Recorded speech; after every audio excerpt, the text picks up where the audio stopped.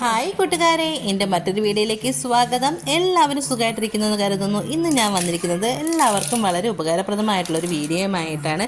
നിങ്ങളെല്ലാവരും ഈ വീഡിയോ ഫുള്ളായിട്ട് കണ്ട് എന്നെ സപ്പോർട്ട് ചെയ്യണം. വീഡിയോ ഇഷ്ടപ്പെടുകയാണെങ്കിൽ ലൈക്ക് ചെയ്യണം, ഷെയർ ചെയ്യണം, കമൻറ്റ് ചെയ്യാൻ മറക്കരുത്.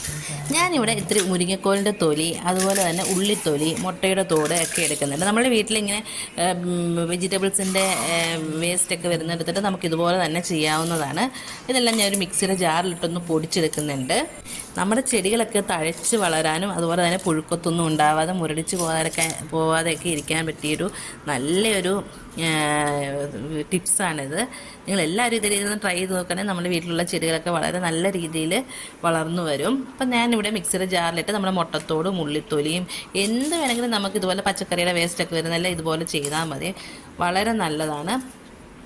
ഒക്കെ നമ്മളൊന്ന് പൊടിച്ചെടുക്കുന്നുണ്ട്. ഞാനിവിടെ നമ്മുടെ വീട്ടിലുണ്ടാകുന്ന ചീരയ്ക്കൊക്കെ ഇതേ രീതിയിൽ ചെയ്ത് കൊടുക്കാറുണ്ട്. അത് നല്ല റിസൾട്ടാണ് ഇതേ രീതിയിൽ ചെയ്ത് കൊടുക്കുമ്പോൾ. നിങ്ങളെല്ലാവരും ഒരു വട്ടം ഒന്ന് ട്രൈ ചെയ്ത് നോക്കണം ഇതേപോലെ. നമ്മളുടെ അതൊക്കെ നമ്മളൊന്ന് പൊടിച്ചെടുത്തിട്ടുണ്ട്. ഇനി നമ്മൾ ചെയ്യാൻ പോകുന്നത് കുറച്ച് കഞ്ഞിവെള്ളം എടുത്തിട്ടുണ്ട്.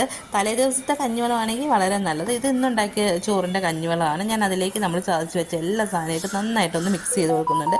പിന്നെ നമ്മൾ മിക്സ് ചെയ്ത് കൊടുക്കുമ്പോൾ നമ്മുടെ മുരിങ്ങയുടെ ആ തൊലിയുടെ ആ ചെറിയ നാരുണ്ടല്ലോ, അത് നമ്മൾ കൈകൊണ്ട് പിഴിഞ്ഞെടുക്കുന്നുണ്ട്. കാരണം നമ്മുടെ ചെടിയുടെ ചുറ്റുമൊക്കെ ഇട്ടിട്ടുണ്ടെങ്കിൽ അതിങ്ങനെ വൃത്തികേടായിട്ട് കിടക്കും. അതുകൊണ്ടാണ് ഞാനത് പിഴിഞ്ഞെടുക്കുന്നത്. അതുമാത്രം നമുക്ക് നമ്മളുടെ വേസ്റ്റ് കളയുന്ന കൂട്ടത്തിൽ കളയാവുന്നതാണ്. അത് പിഴിഞ്ഞെടുത്തതിന് ശേഷം നമ്മൾ ഈ വെള്ളം ഇതിനകത്ത് കുറച്ചുകൂടി നമ്മൾ കഞ്ഞിവെള്ളം ഒഴിച്ച് മിക്സ് ചെയ്യും. അതിന് ശേഷം നമ്മളിതുകൊണ്ട് നമ്മളുടെ ചെടിയുടെ ചുറ്റും ഒഴിച്ചു കൊടുത്താൽ നമ്മുടെ ചെടികളൊക്കെ നല്ല തഴച്ച് വളരുകയും അതുപോലെ തന്നെ പുഴുക്കുത്തൊന്നും ഉണ്ടാവത്തില്ല, പ്രാണിശല്യം അങ്ങനെയുള്ള കാര്യങ്ങളൊന്നും.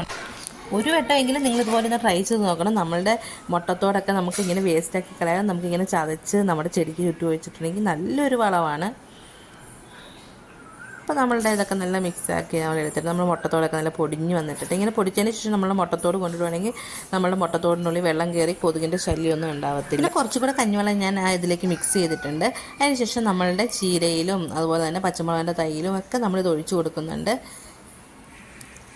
കണ്ടില്ലേ, നല്ല മിക്സായി വന്നിട്ടുള്ളത് നമ്മൾ ഒഴിച്ചു കൊടുക്കുമ്പോൾ പ്രാണിശല്യങ്ങളോ അതുപോലെ തന്നെ പുഴുക്കുത്തോ ഒന്നും തന്നെ ഉണ്ടാവത്തില്ല. നല്ല രീതിയിൽ വളർന്നും വരും. എൻ്റെ ചീരയുടെ ഇലയിലൊന്നും യാതൊരുവിധ പുഴുക്കുത്തോ ഒന്നുമില്ല, അതുപോലെ കളർ വ്യത്യാസമൊന്നുമില്ല. കുറച്ച് പച്ചമുളക് തൈയുണ്ട്, ഞാൻ അതിലും കൂടെ ഇത് ഒന്ന് ഒഴിച്ചു കൊടുക്കുന്നുണ്ട് അതിന് ചുറ്റും. ഇപ്പോൾ നമ്മളുടെ മുട്ടയുടെ ഇതൊക്കെയാണ് ഇങ്ങനെ കിടക്കുമ്പോൾ യാതൊരുവിധ വൃത്തികേടും ഒന്നും കാണത്തില്ല. നമുക്കിതൊക്കെ വേഗത്തിൽ ഒഴിവാക്കുകയും ചെയ്യാം, ഗുണവും ചെയ്യും. അടുത്തൊരു വീഡിയോ ആയിട്ട് വീണ്ടും കാണാം. Thanks for watching.